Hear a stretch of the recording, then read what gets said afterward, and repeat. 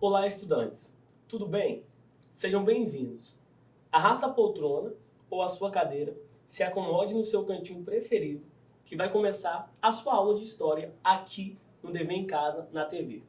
Eu sou o Gabriel Jesus, professor de História. E que tal começar a aula registrando a sua presença? Aponte o celular para esse QR Code que aparece na sua TV, para nós sabermos que você participou da nossa aula. A sua interação é muito importante. Combinado? Mas antes, vou passar algumas informações para vocês que estão nos assistindo. A aula de hoje é para as turmas do 9º ano do ensino fundamental. Irá trabalhar com a seguinte habilidade da BNCC: identificar e compreender o processo que resultou na ditadura civil-militar no Brasil e discutir a emergência de questões relacionadas à memória e à justiça sobre os casos de violação dos direitos humanos. E tem como objetivo compreender a inserção do regime civil-militar no Brasil e suas consequências. Pessoal, hoje vamos abordar um tema muito importante, que foi o período da ditadura civil-militar de 1964 a 1985, que ficou conhecido pelo autoritarismo, censura dos meios de comunicação e violações graves aos direitos humanos. Apesar disso, o período também ficou marcado por resistências populares contra o sistema. Essas resistências se davam de várias formas: manifestações culturais, greves, protestos e passeatas, dentre outras. Ficou curioso? Então fica ligado. É tudo isso e muito mais na aula de hoje. O que estava acontecendo no Brasil antes do regime civil-militar? Antes de entender o período militar brasileiro, é preciso compreender os eventos que levaram até ele.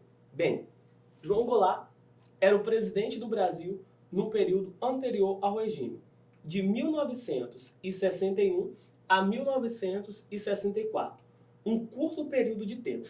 Mas antes de ser presidente, ele teve uma carreira política importante. Já tinha sido deputado estadual e federal pelo estado do Rio Grande do Sul, que, aliás, era seu estado de origem. Goulart também foi ministro do Trabalho no governo de Getúlio Vargas. Após a morte de Getúlio, João Goulart se candidatou como vice-presidente do Brasil, nos mandatos de Juscelino Kubitschek e Jânio Quadros. E, finalmente, assumiu a presidência do Brasil com a renúncia de Jânio Quadros, no dia 24 de agosto de 1961. Já no cenário mundial, eram tempos de Guerra Fria. A Guerra Fria foi um conflito político-ideológico entre as duas superpotências da época, Estados Unidos e União Soviética. Esse conflito foi responsável por polarizar o mundo em dois grandes blocos, um alinhado ao capitalismo, representado pelos Estados Unidos, e o outro alinhado ao comunismo, representado pela União Soviética. Apesar de, no início dessa disputa, o Brasil ter se alinhado ao bloco capitalista, percorria sobre o país o medo de uma aproximação ao bloco comunista. Esse medo se dava pois o comunismo é uma ideologia política e socioeconômica que tem como objetivo estabelecer uma sociedade igualitária, por meio da abolição da propriedade privada, das classes sociais e do próprio Estado, indo de contra aos blocos capitalistas, liderado pelos Estados Unidos. E foi nesse contexto que a nação norte-americana passou a intervir em vários países, principalmente na América Latina, para impedir o crescimento das ideias consideradas comunistas e o alinhamento ao bloco da União Soviética. Na manhã de 1º de abril de 1964, cidadãos das principais cidades do país acordaram com o barulho da movimentação de tropas do Exército, pois dava-se início uma operação para depor o então presidente João Goulart, com a justificativa de que o mesmo planejaria introduzir o Brasil ao bloco governado pela União Soviética e de que era necessário garantir a ordem interna ao país. Todo esse processo foi liderado por setores do Exército Brasileiro e contava com o apoio de uma parte da sociedade, formada por latifundiários, grandes industriais e banqueiros, além da parte da classe média. Então nós podemos ver um pouco dessa movimentação que teve início ali em 1º de abril. Após a implantação do regime, que passou a ser conhecido por civil-militar, a cúpula das Forças Armadas assumiu as funções de governo, contando com o auxílio de uma parcela da população civil, com a qual dividiu parte do poder e dos privilégios. Os militares garantiam o controle social por meio do autoritarismo, que é a autoridade excessiva, e da repressão policial. O regime instaurado agia de modo arbitrário, sem lógica alguma, limitando a liberdade de expressão e também o exercício dos plenos direitos dos cidadãos, como ir e vir, direito ao voto, entre outros. Nessa época, uma das principais estratégias do governo para se manter no poder e para conter o avanço da oposição foi a manipulação da imprensa e dos meios de comunicação. Assim, nos meios de comunicação só eram veiculadas mensagens que estivessem de acordo com as políticas e os interesses do regime civil-militar. Aquilo que não fosse conveniente, a manutenção da ditadura era censurado. O novo governo tomou uma série de medidas autoritárias, a fim de exercer o controle sobre a população e centralizar decisões políticas. Entre essas medidas estavam os atos institucionais. Ao longo do regime civil, foram promulgados 17 atos institucionais, ou seja, foram aprovadas leis específicas para esse período, que estabeleceram, por exemplo, eleições indiretas para presidentes e governadores, além de suspenderem o direito civil das pessoas consideradas inimigas políticas do regime. Então, o que nós podemos ver é esse documento, né, do dia 13 de dezembro de 1968. Um exemplo de ato institucional foi o Ato Institucional 2, em outubro de 1965. Foi a partir dele que todos os partidos políticos foram extintos e, em seu lugar, foram criados outros dois.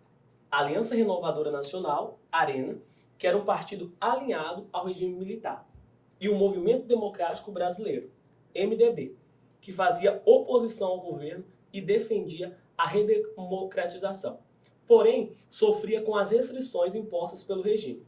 Com o passar dos anos, as perseguições, o exílio e a censura passaram a fazer parte do cotidiano brasileiro durante o regime civil-militar e limitaram a participação da sociedade na vida política do país. Então aqui, nesse periódico da Folha de São Paulo, nós podemos ver essa notícia, né, sendo compartilhada. Partidos extintos, garantias suspensas e eleição indireta. As proibições impostas pela censura também faziam parte da doutrina de segurança nacional. Vamos entender. Concepções que faziam os militares acreditarem que estavam protegendo o país. A censura foi instaurada oficialmente pelo decreto número 1077 de janeiro de 1970. De acordo com esse decreto, ficava proibida a divulgação de obras com conteúdos considerados subversivos contra a ordem e que colocassem em risco a segurança nacional. Na prática, a censura já era exercida desde 1967, quando foi criada a Lei de Imprensa. Porém, ao longo dos anos, a censura atingiu todos os meios de comunicação. Programa de televisão, rádio, livros, jornais, filmes, música, teatro, enfim, quase toda a produção cultural e intelectual brasileira e estrangeira que desejasse entrar no país tinha que passar pela censura. Conteúdos que criticassem ou transmitissem uma visão negativa do regime, alinhados ou não com a ideologia comunista, eram considerados impatrióticos e então censurados. Redações de jornal, bancadas de revistas, livrarias e editoras foram fechadas e muitas vezes se tornaram alvos de violentos ataques dos militares. Um dos maiores nomes da música popular brasileira, MPB, e formulador do tropicalismo, movimento cultural que ocorreu principalmente na música, Caetano Veloso foi preso junto com Gilberto Gil em 1968. Sem motivos aparentes, os dois foram julgados como subversivos pelas suas músicas libertárias, mesmo sem ter ligação qualquer com a entidade política. No entanto, após rumores, os militares acusaram os músicos de terem desrespeitado o hino nacional e a bandeira do Brasil durante o show. Os dois músicos foram presos e transferidos para o Rio de Janeiro e soltos 2 meses depois. já inocentados das acusações de desrespeito ao hino nacional e à bandeira, mas ao voltar a Salvador foram novamente presos, submetidos à prisão domiciliar por 5 meses, proibidos de fazer shows e dar entrevistas. Em meados de 1969, os militares decidiram que o exílio seria o ideal. Caetano e Gil partiram para Londres, na Inglaterra. Em entrevista para o Correio Brasiliense, Caetano conta o momento exato da sua partida. Abre aspas. Nunca quis morar fora do Brasil. Ser exilado me deixou meio deprimido. Lembro-me de que um cara da Polícia Federal, acho que era da PF, tudo relativo à nossa prisão e exílio era muito desorganizado e obscuro. Me levou até dentro do avião e me disse, não volte. Se voltar, nos poupe do trabalho de um dia procurar você. No ida a Paris, já no segundo ano de exílio, em Londres, a 12 abaixo de zero, chorei na rua e cantei aos berros, apesar de você. Isso aqui é um relato de um cantor exilado. Em 1973, o governo militar vetou a música Uma Vida Só, Pare de Tomar a Pílula, do ídolo brega Odair José. A letra não pregava a resistência contra a ditadura, não falava de qualquer herói do comunismo, nem fazia doutrinação marxista. A culpa foi do refrão da música. O governo patrocinava uma campanha nacional de controle de natalidade na época. Não tinha, então, como tolerar o sucesso daqueles versos pró-vida. Estava uma palavra ou uma frase mal interpretada e lá vinha a tesoura da censura. A resistência artística, assim como a censura, teve diferentes fases durante o regime militar. É interessante compreender os mecanismos que os artistas procuravam usar para driblar a censura. Um exemplo está em uma das canções mais conhecidas de Chico Buarque, intitulada Apesar de Você e composta em 1970. A canção traz os seguintes versos: apesar de você, amanhã há de ser outro dia. Os versos, que aparentemente retratam uma briga de namorados, na verdade fazem referências ao presidente Médici. Inicialmente liberada pela censura, foi proibida quando o governo se deu conta de seu verdadeiro significado. Ao mesmo tempo que proibia a circulação de informações e ideias consideradas impatrióticas, o governo divulgava massivamente a sua própria ideologia por meio da propaganda nos meios de comunicação e de instituições educacionais. Lemas como Brasil, ame-o ou deixe-o, ou ninguém segura mais este país, buscava transmitir ideias nacionalistas e desenvolvimentistas, valorizando o país e promovendo uma imagem positiva do governo. Nas escolas, a partir de 1969, o ensino de educação moral e cívica se tornou obrigatório em todos os níveis. Nessa disciplina, os estudantes aprendiam conceitos e valores alinhados à ideologia do regime civil-militar. O período do regime civil-militar ficou marcado na história brasileira e as ações tomadas à época trazem impactos até os dias atuais. Bem, agora eu convido você para realizar uma atividade juntamente comigo, com conteúdo baseado na nossa aula de hoje. Você terá um tempo para responder cada pergunta. Vamos lá? Fala pessoal, já estamos aqui com as perguntas no quadro. Vamos juntos responder? A primeira pergunta é: qual a definição correta de ditadura? Opção A: sistema político que defende a anarquia e busca o fim do Estado e da sua autoridade. Opção B: regime político em que a soberania é exercida pelo povo. Opção C: regime em que o poder político absoluto é exercido pelas Forças Armadas. E opção D: sistema político que tem um monarca como líder do povo. E aí, qual dessas opções você acha que é a correta? A opção A, B, C ou D?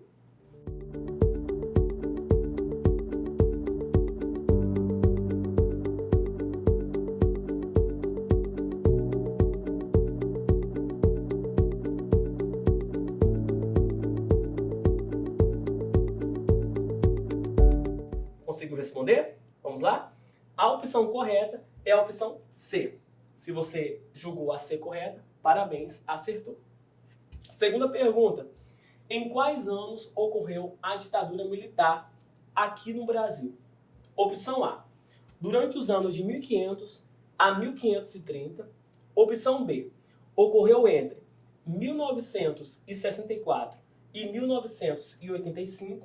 Opção C, foi de 1890 a 1990. Opção D, durou de 1939 a 1945. E aí, qual dessas opções você acha que é a correta?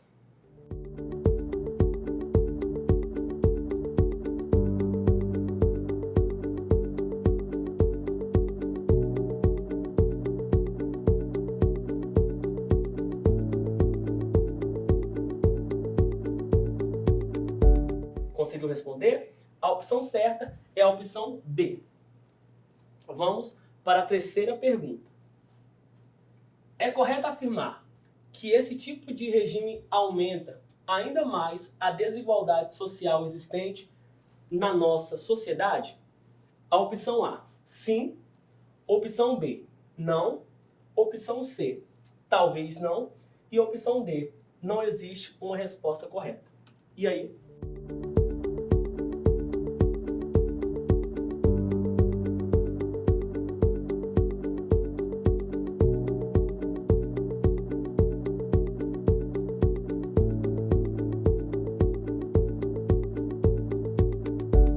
Qual é a opção que você acha correta? É a opção A, sim.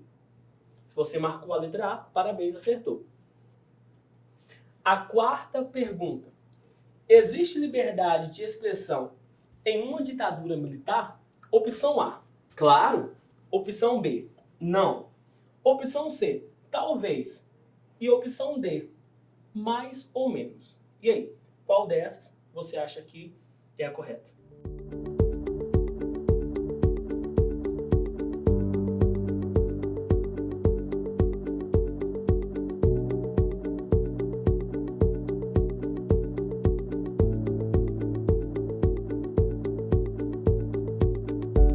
A opção certa é a opção B, não existe. Se você marcou todas, parabéns. Fala pessoal, caso você tenha errado alguma das 4 perguntas que fizemos anteriormente, teremos agora a chance de acertar, hein? Vamos abrir aqui 2 bloquinhos desses para a gente ler as afirmações e julgar qual a opção correta para cada pergunta. Vamos lá? Bloco 1. Eram documentos que permitiam ao governo modificar as leis, desconsiderando a Constituição e a aprovação do Congresso. Procuravam dar um caráter de legitimidade ao governo. Opção A, direta já. Opção B, atos institucionais. E opção B, C, emenda constitucional. E aí, qual dessas opções você julga ser correta?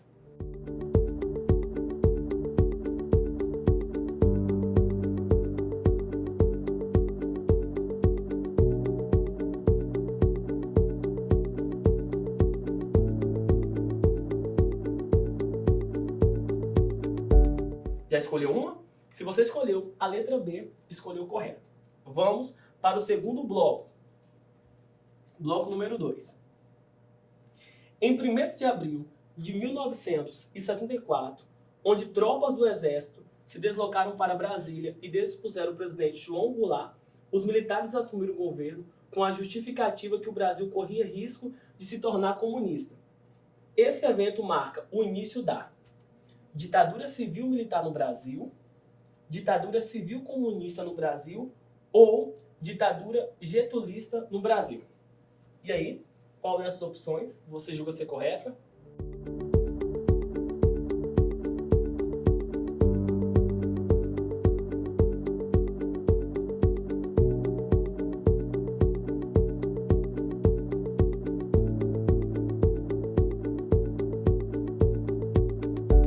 Bem, se você falou a opção A, parabéns, acertou.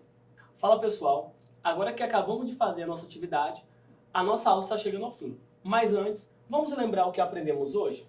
Na aula de hoje, aprendemos sobre o governo de João Goulart. Conhecemos o contexto político que o Brasil estava inserido. Vimos o processo de inserção do regime civil-militar. Observamos os meios de censura da época, como jornal, rádio e etc. Conhecemos o perfil dos artistas que resistiram e driblaram o regime civil-militar. Por fim, refletimos sobre as consequências das ações tomadas na época. Não esqueçam de registrar sua presença nessa aula. Combinado? Agora é com você. Faça um breve relato de qual momento da nossa aula você achou mais interessante. Envie a sua resposta através do nosso WhatsApp. O nosso número é 996610143. Estou aguardando a sua atividade. Combinado? Eu espero que você tenha gostado da nossa aula. Siga as nossas redes sociais, Facebook e Instagram, @Dever em Casa na TV, e acesse o nosso site, tvdeverimcasa.com.br. Lá você confere toda a nossa programação, além de poder ver e rever as aulas exibidas aqui no nosso canal. Lembre-se que mesmo distantes, estamos juntos. Até a próxima!